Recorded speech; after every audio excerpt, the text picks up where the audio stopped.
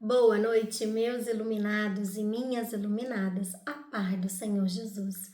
Louvado seja o nome do Senhor, para sempre ele seja louvado. Hoje o nosso estudo será sobre o perdão. Se perdoardes aos homens as faltas que cometerem contra vós, também vosso Pai Celestial vos perdoará os pecados. Mas se não perdoardes aos homens quanto vos têm ofendido, tampouco o vosso Pai Celestial vos perdoará os pecados. Mateus capítulo 6, versículo 14 e 15. Na época em que o Mestre andou pela terra, espalhando as luzes do Evangelho, essa lição deve ter causado estranheza a muitos, habituados que estavam à prática do olho por olho e dente por dente. Não admira, pois ainda hoje há os que preferem nortear suas ações pelos velhos códigos de Moisés, achando que os preceitos de brandura e mansuetude recomendados pelo nosso amigo Jesus servem apenas para fazer covardes e vencidos. Em verdade, porém, enquanto não aprendermos a perdoar reciprocamente as faltas que cometemos uns contra os outros, a dor e o sofrimento não serão banidos da terra.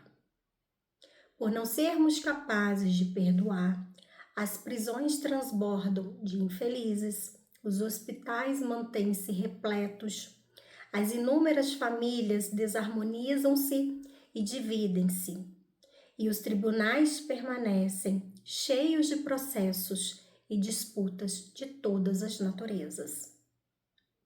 Ódios, rancores e desejos de vinganças lançam ondas mentais inferiores, maléficas à atmosfera que nos envolve, tornando-a escura, pesada, tensa e mergulhados em tal ambiente, homens e nações vivem nervosos, agitados e irritadiços, em constantes atritos ou conflitos domésticos, sociais e internacionais.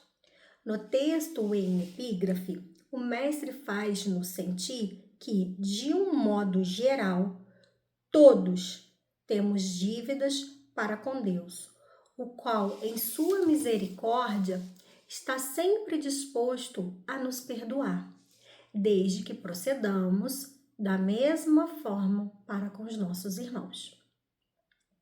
Tal qual o mau servo da parábola do credor incompassivo, que nos diz: por isso o reino dos céus é semelhante a um rei que quis fazer conta com seus servos. E começando a fazer contas, foi-lhe apresentado um que lhe devia 10.000 talentos. E não tendo ele como pagar, o seu senhor mandou que ele e sua mulher e seus filhos fossem vendidos, com tudo quanto tinha, para que a dívida se lhe pagasse. Então aquele servo, prostrando-se, o reverenciava, dizendo: Senhor, seja generoso para comigo, e tudo te pagarei.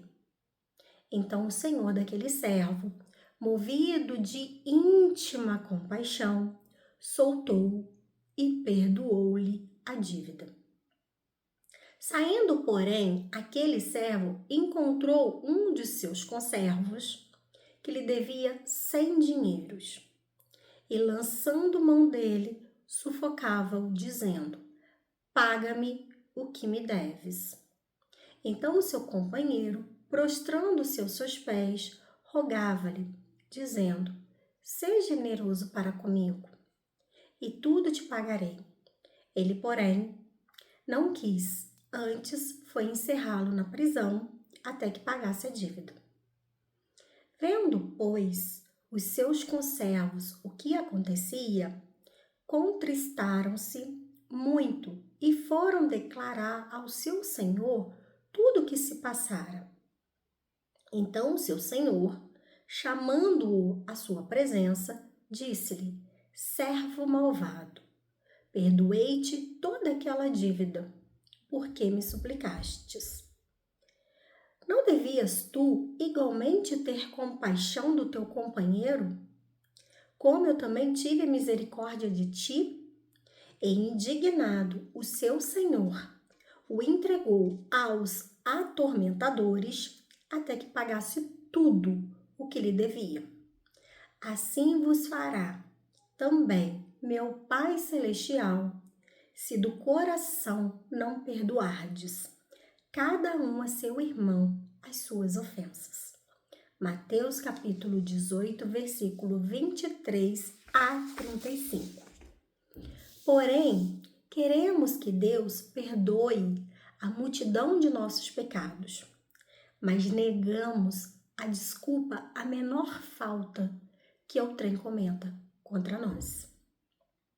Assim agindo, lavramos nossa própria condenação, meus irmãos, pois nossa intolerância, nossa incapacidade de suportar as fraquezas e os erros alheios, quando nos sentimos prejudicados, tem como efeito a invalidação de nossas súplicas de perdão ao Criador, porquanto é da lei que, para receber, é preciso primeiramente dar. Portanto, se não cobrirmos com o manto do perdão as faltas cometidas contra nós, nossas infrações às leis divinas também permanecerão descobertas na presença de Deus. Esse perdão, meus irmãos, todavia, tem de ser sincero e não apenas de lábios. Deve compreender o esquecimento completo e absoluto das ofensas. Deus não se satisfaz com aparências nem com representações. Sabe o que vai no íntimo de cada coração e só levará em conta o perdão verdadeiro. Há os que dizem, em se referindo a seus ofensores: perdoo-lhes, mas não esqueço o mal que me fizeram. Ou então, perdoo-lhes, mas não me reconciliarei com eles. Ou ainda, perdoo-lhes, mas nunca mais quero tornar a vê-los na minha vida. Outros afirmam também haver perdoado a seus desafetos, mas se acontecem serem eles atingidos por alguma infelicidade, alegram-se intimamente com isso e comentam ou pensam: bem feito, receber o que mereciam. Esses tais perdoados, esses tais terão perdoado realmente? Não, a Deus tampouco lhes perdoará as culpas. Toda e qualquer manifestação de mágoa ou ressentimento indica que conserva no espírito do ofendido a lembrança daquilo que ele diz ou imagina haver perdoado. Prova que a brasa da aversão não está totalmente extinta, mas apenas recoberta por uma camada de cinza, podendo ser reavivada ao sopro de um novo incidente qualquer. Aprendamos, pois, com Cristo a ser mansos e ternos de coração. Aconteça-nos o que acontecer, não cedamos nunca a pensamentos de ódio e de vingança. Isto poria em ação forças destrutivas que, mais cedo ou mais tarde, reagiriam contra nós mesmos. Certamente os agravos que nos façam não ficarão impunes, mas deixemos a cargo da providência divina a justa retribuição. Eis, para finalizar, mais uma recomendação do Novo Testamento. Não vos vingueis a vós mesmos, eu recompensarei, diz o Senhor. Pelo contrário, se vosso inimigo tiver fome, dai-lhe de comer. Se tiver sede, dai-lhe de beber. Não vos deixeis vencer do mal, mas vencei o mal com o bem. Romanos, capítulo 12, versículo 19 a 21.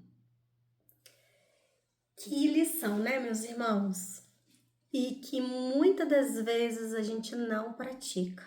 A gente faz, né, de uma forma muito leviana. Não são todos, né? Quando eu falo aqui, gente, eu não tô falando de todos, não. Eu tô falando de uma forma geral. Perdoar é o ato mais sublime. E é o que Cristo veio, né, pregar esse amor, essa redenção, perdoar de coração. Enquanto nós formos egoístas e orgulhosos, o perdão não crescerá em nossos corações. A gente tem que adubar o solo e plantar essa semente do perdão e do amor para que os frutos realmente frutifiquem fortes. Que nenhuma ventania tenha força para derrubar, né? Mas a gente tem que estar muito fortalecido, né? Com esse desejo sincero de perdoar. Da mesma forma que quando nós cometermos algum ato, a gente deseja o perdão, tanto de quem a gente cometeu, né? Essa atrocidade, esse erro, ou quando a gente quer o perdão de Deus. Então, a gente tem que entender que a gente tem que dar para receber. A matemática é simples, né? 1 mais 1, 2. Então, eu preciso dar para receber. É muito mais simples do que a gente imagina, mas a gente complica muito por causa do nosso orgulho e da nossa vaidade. E aqui em Romanos, né? O finalzinho aqui do que foi falado em Romanos é muito, muito, muito importante. Não vos deixeis vencer do mal, mas vencei o mal com o bem. Então, que Deus nos dê essa sabedoria, né, da gente saber lidar com tudo aquilo que nos advém, com todo o bem que tiver ao nosso alcance. E como já foi dito aqui uma vez, o que para Deus importa é a intenção. Por mais que a gente venha vacilar uma outra vez no nosso perdão, mas que a nossa intenção seja verdadeira. Nós somos humanos, Deus sabe das nossas capacidades, mas a intenção também, meus irmãos, ela é um poder, né? Não vou dizer uma arma, mas é algo que está a nosso favor, né? Quando Deus vê a nossa intenção, a nossa verdadeira intenção, Ele consegue ver que mesmo diante da nossa intenção de perdoar, mas não conseguimos ainda praticar, Ele vê essa intenção, né? Então, que o estudo de hoje traga as reflexões necessárias, né? Os ensinamentos necessários, que possa acalentar os nossos corações e trazer esses frutos maduros para a nossa vida. Um beijo e até amanhã. Fiquem com Deus.